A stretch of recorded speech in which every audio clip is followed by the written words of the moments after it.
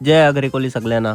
सकाळ सकाळ जायला निघलो एकविरेला. तिकडून 2 मित्र आलेले, ते थांबलेले दैसराव. यो भाई गाडी अशी चालवत होता तसं काही याच्या हातान फायटर जेट दिले. थांबलेलो खंडाले घाटान मॉर्निंग व्ह्यू बघायला, पण बाजूला पोर होती ती का वेगळाच व्ह्यू बघत होतं.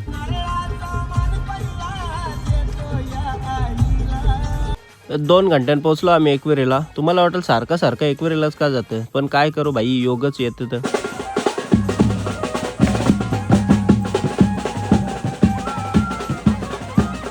Finally morning in the haven. Umesh भाई आणि लोकेश भाई पहिल्यांदाच आलेलं. आज संडे मला थोडीफार गर्दी होती, पण काय ना 1.5 घंट्यात दर्शन झाला मस्त. आईमाऊलीचे ब्लेसिंग्स घेतले ना, मग आलो बाहेर आलो तर झाला एक वेगळाच ट्विस्ट. आज पहिल्यांदाच मला डायरेक्ट गाभाऱ्यात दर्शन भेटला. या पॉसिबल झाला ऋतिका मुले. थँक्यू ऋतिका, घरा बसल्या बसल्या दर्शन आणि प्रसाद द्यायला सांगितल्याबद्दल. सकाळी लवकर काही खाऊन नव्हतं गेलो म्हणून लागलेली पक्की भूक. घेतला मसाला डोसा, पावभाजी आणि कॉफी पिणं तर मॅन्डेटरीच.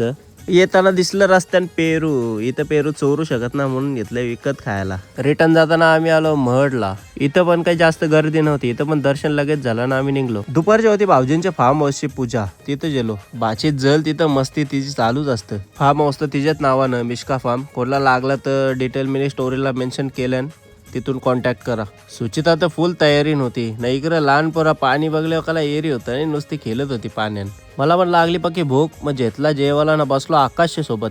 जेवलो आणि मग निघलो घरा जायला. चला बाय बाय, जय श्रीराम.